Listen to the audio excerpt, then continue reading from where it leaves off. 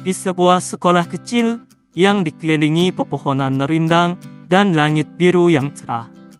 Di sekolah itu, diumumkan bahwa seorang murid laki-laki akan pindah sekolah dalam 2 hari ke depan. Di dalam ruang kelas, suasana dipenuhi kesedihan. Teman-temannya tampak murung, tak rela berpisah dengan sosok yang mereka anggap sebagai teman yang baik. Mereka meminta agar ia tidak melupakan mereka. Anak itu ternyata adalah Kitano.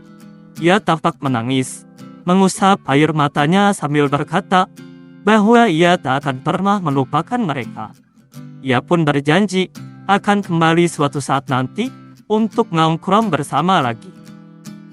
Teman-temannya mencoba menenangkan Kitano, mengatakan bahwa ia menangis terlalu awal karena mereka masih memiliki 2 hari lagi untuk bersama. Namun Kitano terus terisak, terseduh-seduh sambil mengulang bahwa ia tak akan pernah melupakan kenangan bersama mereka semua. Mereka melihat wajah Kitano yang tampak menyeramkan saat menangis. Dalam hati mereka bergumam, dengan muka seperti itu, kelihatannya seperti dia bakal ingat kita karena dendam. Di ruang kepala sekolah, Pak Kepala Sekolah terperanjat saat menerima panggilan mendesak. Wajahnya memucat ketika lawan bicara di seberang sana menyampaikan kabar bahwa seorang pembunuh mungkin tengah berkeliaran di sekitar lingkungan sekolah. Lawan bicaranya menyebutkan kemungkinan keberadaan pelaku berada di dekat area sekolah. Tapi tanpa bukti yang konkret, ia tak bisa bertindak lebih jauh. Terlebih karena tidak ada pos polisi di dekat sana. Pak Kepala Sekolah masih diliputi kepanikan, berkata bahwa saat ini pelaku belum melukai siapapun.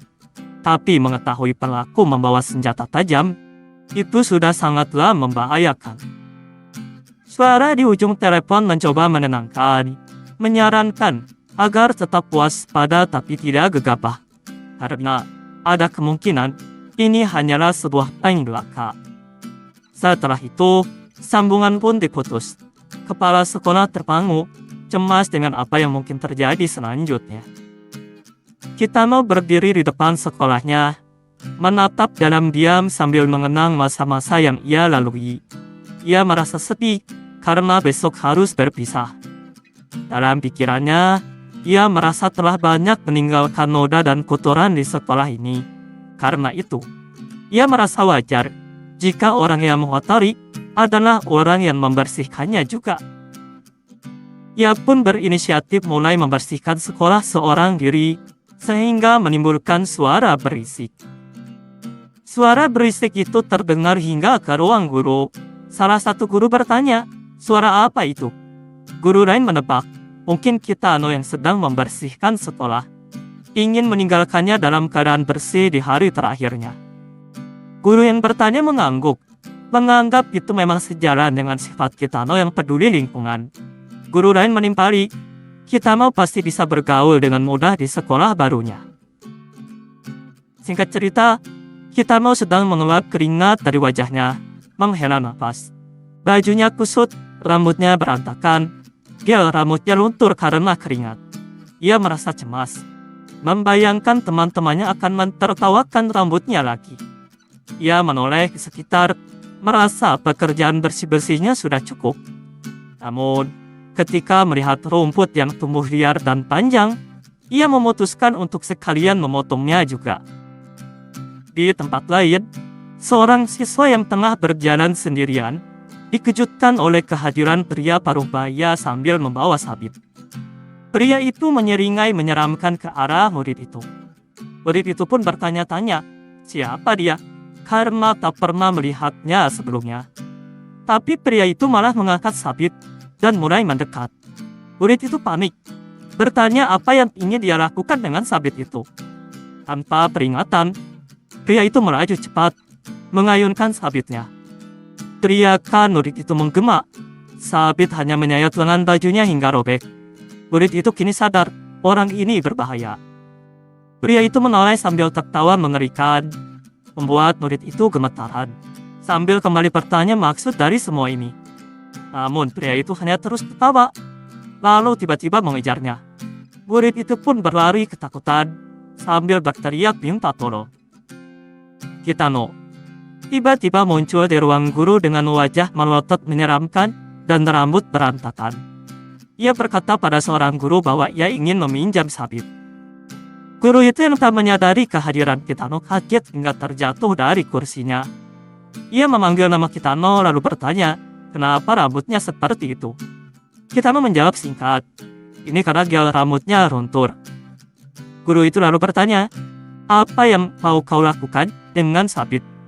Kitano menjelaskan bahwa rumput di sekitar sekolah sudah tinggi dan ia berniat ingin memotongnya.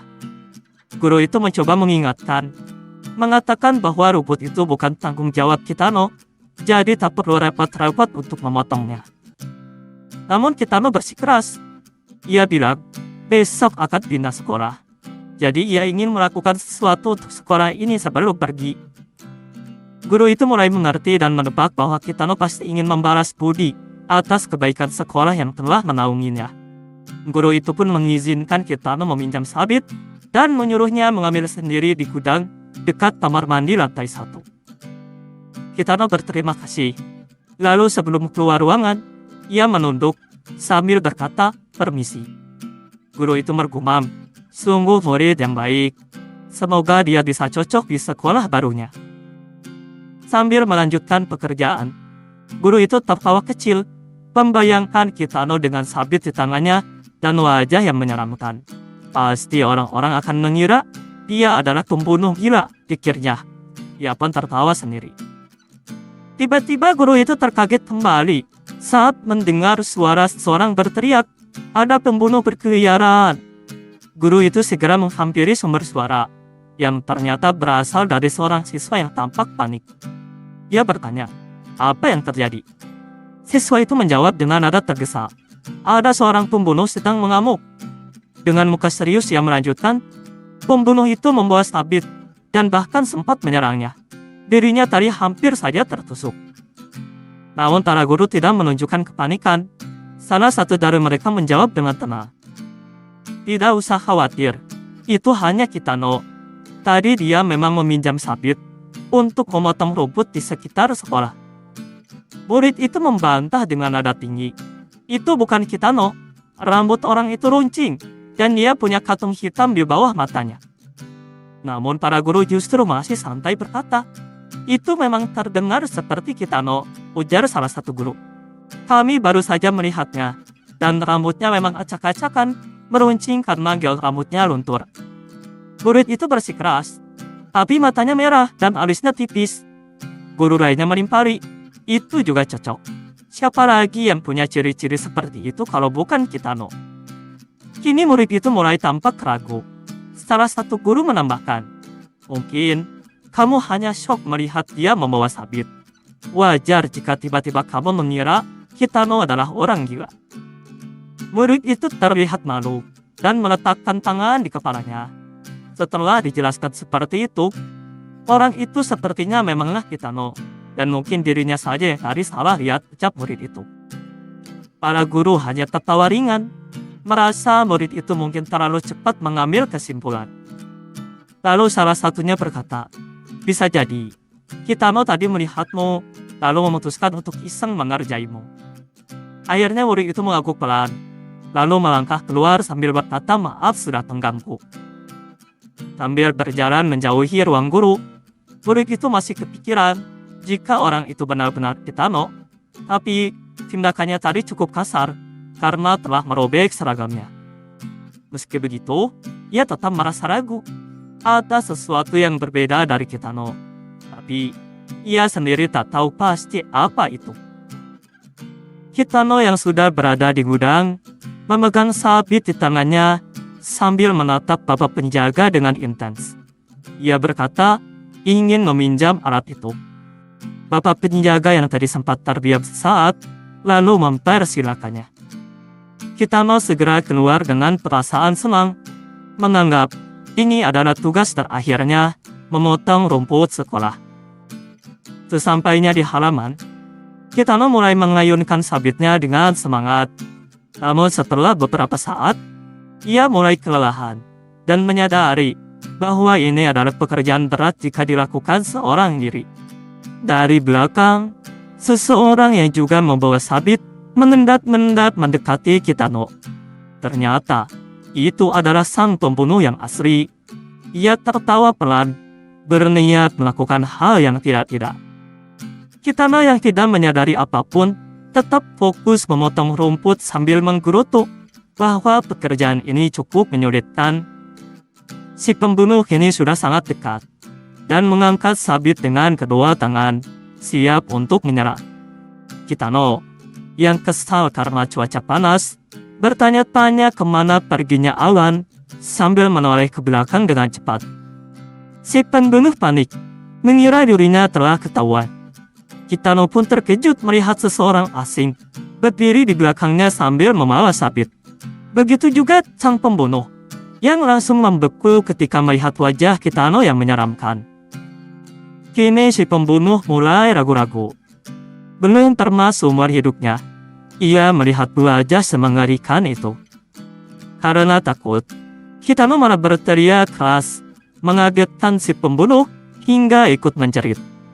Mereka saling berteriak sejenak, namun pada akhirnya nyali sang pembunuh ciut. Tanpa pikir panjang, ia berbalik dan melarikan diri, meninggalkan Kitano yang terduduk di rumput. Kitano masih ketakutan dengan kejadian barusan, bahkan sampai berkata jantungnya hampir berhenti. Ia bertanya-tanya, siapa pria itu? Namun perhatiannya teralihkan oleh sabit yang tergeletak di tanah. Menyadari sabit miliknya masih ada di tangan, ia langsung sadar bahwa sabit di tanah pasti milik pria tadi yang tiba-tiba muncul dari belakang. Kitano terdiam sejenak, lalu bergumam, bodohnya diriku. Hanya ada satu alasan seseorang berdiri di belakangnya sambil membawa sabit. Orang itu pasti melihat dirinya bekerja keras dan ingin membantu memotong rumput. Mungkin pria itu pemalu, tak sanggup menyapa secara langsung.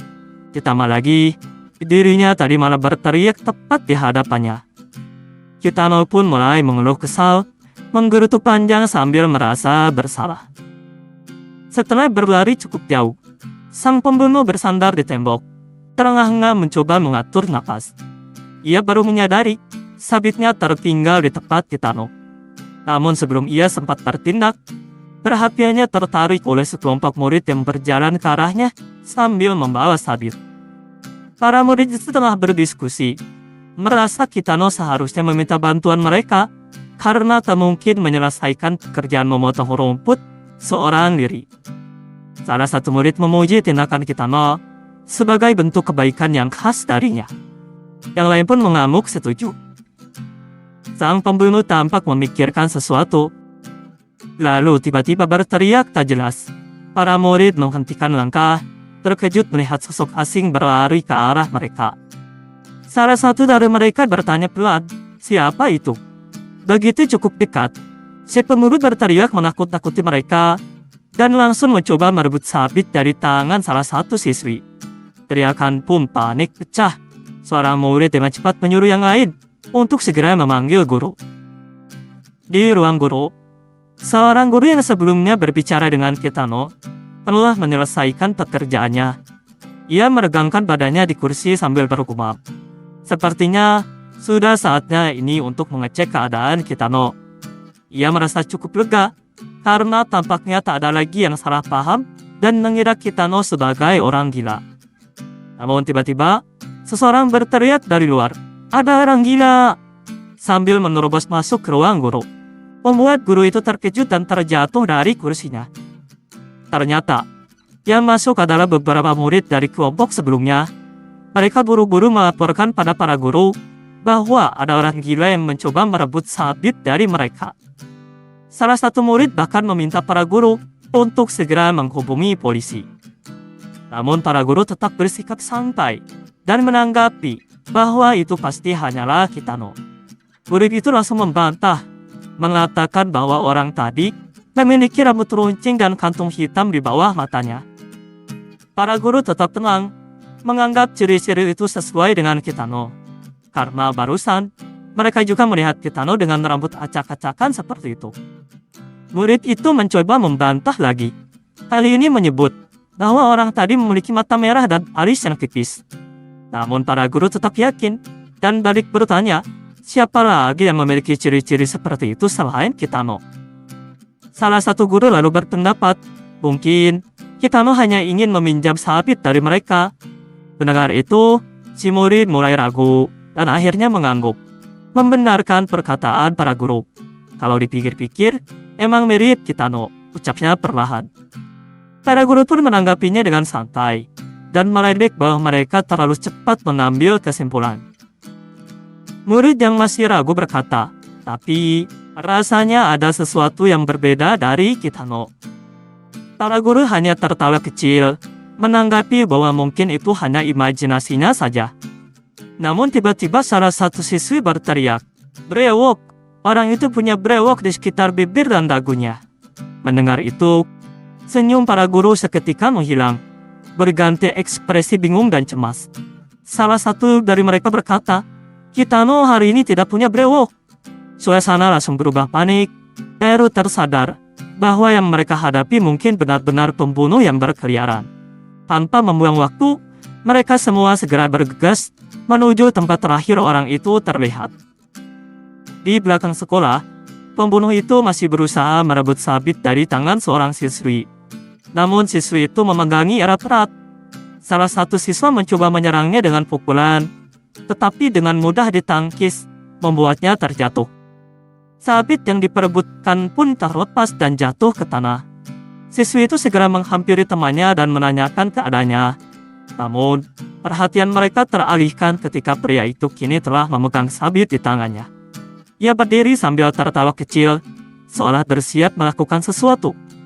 Para murid hanya bisa terpaku dalam ketegangan. Tiba-tiba, suara teriakan terdengar dari kejauhan. Sesosok siluet mendekat cepat, sambil membawa dua sabit. Itu Kitano. Dengan penampilan menyeramkan, rambut berantakan, dan teriakan lantang, berlari menuju mereka. Pembunuh itu tampak panik lagi. Wajahnya berubah pucat. Kitano terus berlari sambil berteriak.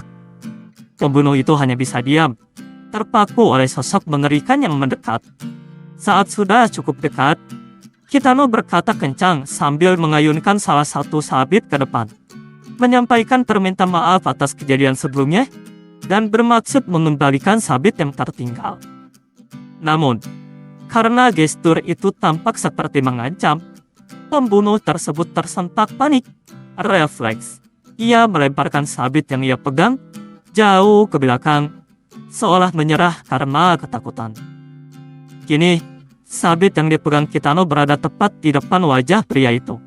Dengan ekspresi menyeramkan, Kitano mencoba mengembalikan sabit tersebut dan bahkan mengajaknya memotong rumput bersama.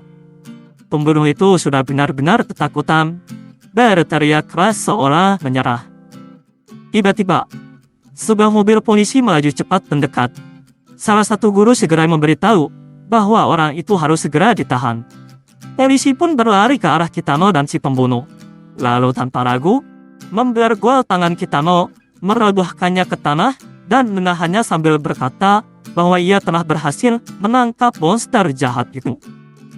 Semua orang terdiam, terkejut tak bisa berkata apa-apa. Polisi benar-benar salah sangka. Sambil tertawa, polisi itu berkata bahwa sangat mudah mengenali pembunuh hanya dari wajahnya saja. Polisi lain bahkan menghampiri si pria asing dan menanyakan apakah ia baik-baik saja. Salah satu guru hanya mau berkata lirih bahwa bukan itu pelakunya. Namun, polisi tetap membawa Kitano menuju mobil dan membawanya ke kantor. Setelah waktu yang cukup lama di kantor polisi untuk meyakinkan bahwa mereka telah salah tangkap, Kitano yang malang akhirnya pindah ke SMA Hekiko tanpa memiliki kesempatan untuk mengucapkan salam perpisahan kepada teman-temannya.